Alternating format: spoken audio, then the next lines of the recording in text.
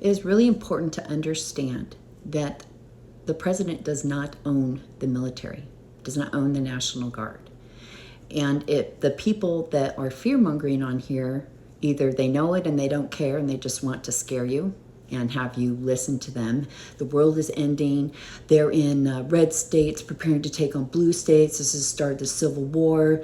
They're out to get us. We have to head there and go take them on. It's all a bunch of absolute bullshit. Now, I'm not saying this doesn't look and feel weird, but he sent out a lot more to 30 states for the Black Lives Matter protests. If he owned them, Black Lives Matter would have gone very differently.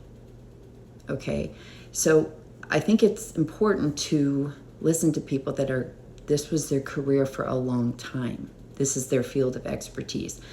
I even know that there's some that are going, well, they have weapons, and that's anybody that's trying to get you hysterical right now, there's a motive there. I'm sorry, but there just is.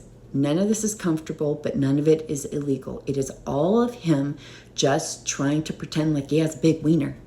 And we know he has a little wiener. And that's it. And if it gets crazy, we will handle it from there. And so will the military. Because protecting us is their job. It's not listening to him and following orders if they're unlawful or immoral. And, read up on that. Because I get challenged on it. I'm sure the other creators like Knitting Cult Lady we get questioned all the time. What do you mean by that? That's not true. They're doing this. Learn what they do. Learn what they do. And I know you're going to want to throw out but the one time can be offset by a million other times.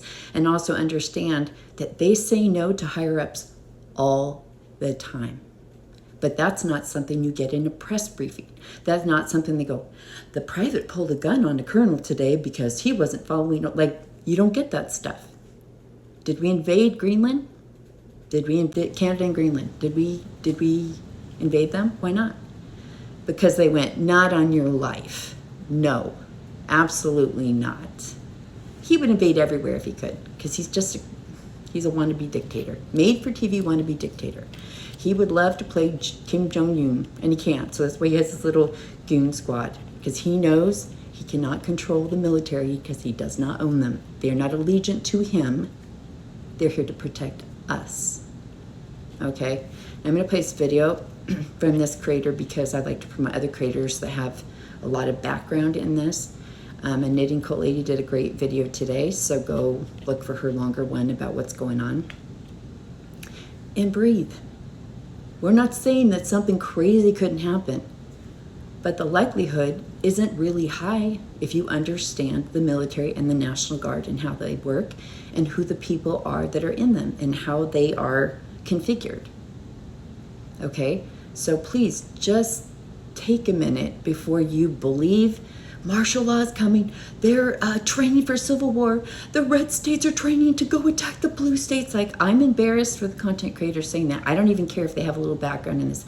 Anyone that's saying this is trying to trigger something in you. Okay? If we have to handle something, we'll fucking handle it. Okay? But we're not there yet. And hopefully we won't get there yet. So let's listen to the people that have a really strong background in this and who are calling for some calm and some common sense, because right now it's just really important. This is your reminder that if the GOP owned the military, we would not be talking. I would get arrested. Other content creators would get arrested. Democratic lawmakers would get arrested. They would walk into people's homes and arrest them with the military, with the National Guard. And that is not happening because he can't do that. He wants to. He would love to. But he can't do that. And I think he is getting the hint and the signals behind the scenes, just like in 2020. They mobilized in 30 states. The National Guard mobilized in 30 states in 2020 in response to the BLM protests. And he tried to push it. That's when Esper got fired, right? Because he said, we're not going to do it. And the generals underneath Esper said, we're not going to fucking do it. So he would love to, but he can't. Because the military won't bend that way. If they did, it would be over now. Or it would be just starting, right? Like fucking Red Dawn. But they don't. They are not owned by Trump and the GOP.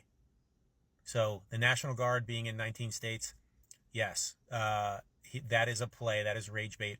Don't count New Mexico because they did that. They started that like last week for anti-fentanyl operations, and they're not even armed, but they're just out there supporting. They're doing like traffic perimeter coordination, things like that. So don't lump them in there. So yes, are some of them armed in DC now? Yes. There are ones that are with law enforcement agencies. They are armed. They cannot use their weapons unless it's imminent threat of death. Okay, so the media will blow this out because they're going to want to get clicks and rage bait. Trump wants to blow this out because he wants, clicks and rage bait. All right, he loves that, and it distracts from Epstein, even just a little. But the military and the National Guard are not with him. These are lawful orders. The DC National Guard is following lawful orders. These 6 states that sent troops to the DC area, red states, okay, they can send their troops there to support. All right, but these are lawful orders. Remember, 90% of DC voted for Kamala Harris. That is who the National Guard is made up of in DC. All right, they had issues back in 2020 with response to the BLM protests.